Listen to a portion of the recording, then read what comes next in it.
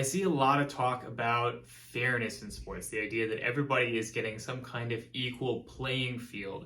Everybody is coming into the competition, and it's basically just going to be something where, we can see who really shines and who doesn't. We can see who has put in the hard work to become the best athlete possible versus who hasn't. A lot of the underlying motivation here is just obviously the belief that fitness or competition should be sort of meritocratic, which is to say that, the amount of effort that you put in is in some way correlated to what you get out of it. And therefore, the people who are the most successful in sport and in fitness must, of course, be the people who have worked the hardest. And that could be a combination of what you might call hard work in terms of just putting in the effort, and also intelligence in terms of, knowing the best ways to train, the best dietary approach, and so on, to make sure that your hard work is getting you the most benefit possible. And so we like to believe that if somebody is at the top of the food chain, if they are, like say the strongest or the fastest or the best at kicking a ball or the best at running down the field or tackling or whatever the case is, that must be because they are somebody who has put in the most hard work possible. In reality, your training and your diet and the amount of effort that you put into these two things, yes, of course, it matters a lot. It is an important catalyst for getting results, but it's a relatively small part of your overall results. It's a small percentage of the overall pie. There have been studies, of course, examining just basically how different people are in terms of their responses to exercise. There's also basically just a huge difference in terms of kind of how jacked people are at baseline, which is to say that, before some people even start training, they have potentially a lot more muscle mass than another person who also hasn't trained at all. After training, that difference gets even bigger. So in one study, they basically took a very simple program that they put about 600 exercisers on. It was basically just a program to train the arms and see, basically what kind of range of responses they would get from putting people on this program.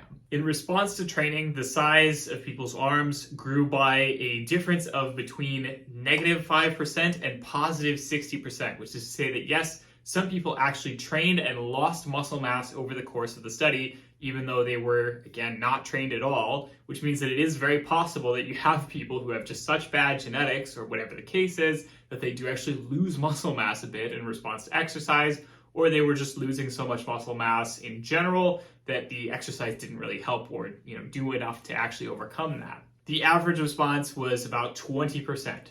So you can take the average exerciser, they gain about 20% in response to exercise on their arms.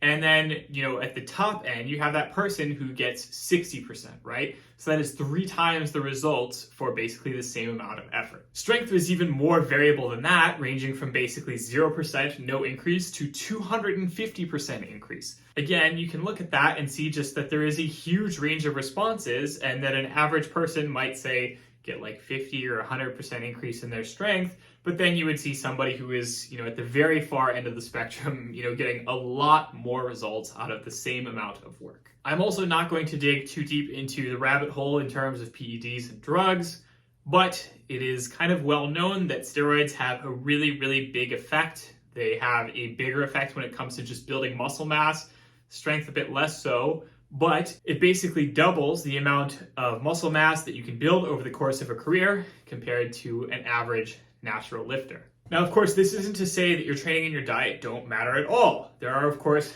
really crappily designed training programs. There are people who do not manage their diet at all in terms of athletic purposes, and people who are following a diet that is designed to support that training. However, the reality is that you could take basically everybody on earth, you could put them all on really well-structured, well-tailored programs. You could probably get them all to follow diets that would support that training. And the reality is still that there would be a very clear hierarchy in terms of who gets the most out of it versus who doesn't. When you are looking at somebody who is above average in terms of their strength, their muscle mass, their performance, it may be that they work harder than your average person. It may be that they are slightly more genetically gifted. Maybe that they're willing to take drugs. It may be some combination of the three. However, the thing is that when you get to what we would call elite levels of competition, which is to say the very highest possible level of competition, then instead it's not going to be people who have maybe one of those things going on. It is going to be selecting for people who have most or all of those things going on. And at that point, it's not really about equality or fairness at all. It is about trying to select for those people who have the most possible advantage so that they can beat out the competition. It's actually about trying to be as unfair as possible. Fair competition is maybe something that makes sense at a local level, where the intent is not really to be, say, for example, the best possible lifter or the best possible team sport player, whatever the case is. It's really just kind of about having fun and enjoying the sport. And what you're going to see on a typical team at, say, like a high school level is going to be a mix of people who maybe have really great genetics and are really, really well designed for this versus, people who do not have that level. And because it's kind of evened out, then that kind of ensures a relatively fair competitive level for, that high school team versus other high school teams and so on. But when you're looking at something that is a national level, when you're looking at something that is international level, when you're looking at the very higher levels, the higher tiers of sport competition, naturally you're selecting out for all of those people who don't have all those possible genetic advantages that they can. So you are trying to find, again, the most unnatural competitor. You are trying to find the person who is the most unfair, to go up in a competition against, because that's what you're selecting for. You're trying to find the best person, the best athlete in the world. You're automatically selecting for people who are willing to train very hard, who have the best possible genetics, who are potentially willing to be able to take performance-enhancing drugs, and so on. And at that point, the competition is kind of, fair again, in the sense that basically everybody is not necessarily cheating, but everybody is trying to come into the playing field with the exact same unfair advantage. But that also makes it kind of seem very silly when you see things where it's like, oh, this person has this genetic mutation that makes them better at this particular thing,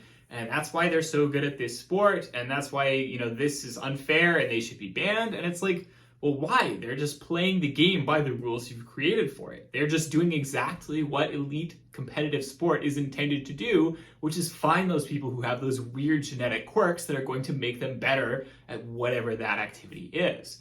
Which is why you see athletes who are getting more and more extreme. You see basketball players who are very tall because the sport selects for tallness.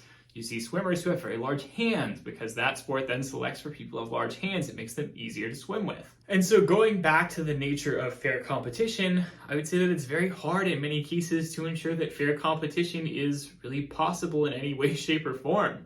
We don't really have the technology to assess in advance genetically who's going to be the most gifted. We don't really have a simple way to assess, say, for example, how good somebody's training or somebody's diet is, or how much effort they have put into it, and so on. And so it would be very hard to actually equate people based on their proposed level of skill or ability. Instead, we're just kind of tossing together a bunch of people and we're seeing who turns out to be the best. That's really, what happens there at sport at the highest level. And some people are just naturally going to be more gifted than others. There's going to be a natural kind of hierarchy, and that means it's never going to be perfectly equitable or fair for everybody who wants to, say, participate in a certain sport. Some people will simply be more abled or disabled than others. However, I want to sort of close this out by pointing out that this doesn't mean that fitness shouldn't be for everybody. Fitness should be for everybody. Because the reality is that aside from people who have very rare outlier conditions that make it very difficult or almost impossible for them to exercise, most people can exercise. Even people who are generally disabled have often some kind of movement that they are able to do, and really all that exercise is basically just a practiced intentional kind of movement that you do repeatedly for the sake of making you better at moving in the future. Very often the problem is not that people can't exercise, it is that they don't know how to in a proper way, or they just don't know what kinds of modifications or what kinds of activities would be really suitable for their goals and their needs.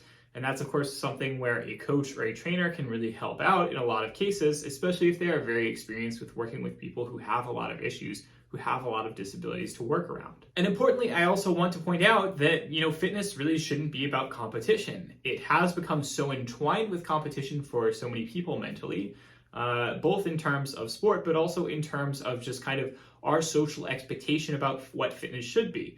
Obviously, we have this social expectation that fitness should be about achieving a certain goal or having a certain look, and that becomes about accomplishing that so that we can be, say, better than other people. Instead, it really should just be about enriching your life and making it better and gaining self-efficacy from that, feeling better about movement, feeling better about your body. You shouldn't need to compare yourself to others. It shouldn't be a competition. Instead, you should be focusing on making improvements where you can, in terms of your strength, in terms of your muscle mass, in terms of your ability to move and use your body, and just learn to enjoy that. I do think that there are obviously some people, the right kind of mentality, who are really benefited by a competitive approach. They enjoy pushing themselves due to competition from other people. I myself am certainly one of those people. However, the reality is also that there are a lot of people who are not benefited by a competitive approach, and they are actively harmed by it. It can cause them to overextend themselves, get themselves hurt.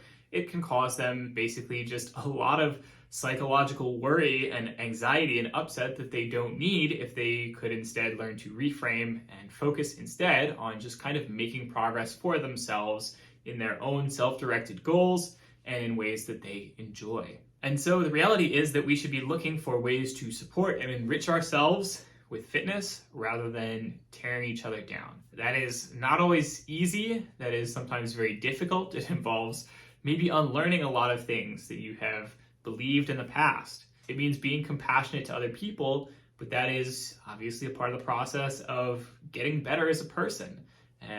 Helping other people in many ways relies on becoming a better person yourself. So that is all for this week's video. I hope you enjoyed it. As always, don't hesitate to comment down below. Let me know what you'd like to see in future videos. Don't hesitate to smash that like button, that subscribe button, that notification bell, all those other lovely things that you do when you like a video and you go, oh man, I love that video so much. I will talk to you all next week. Have a good one.